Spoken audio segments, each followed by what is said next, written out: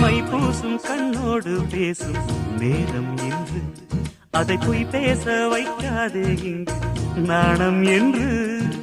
அம்மாடி ஆகாத வேகம் நெஞ்சில் கொண்டு என்னை அள்ளாதே ஆவாரம் தூவும் நானும் ஒன்று. கண் வைத்த பின்னாலே கை வைக்க கூடாதா?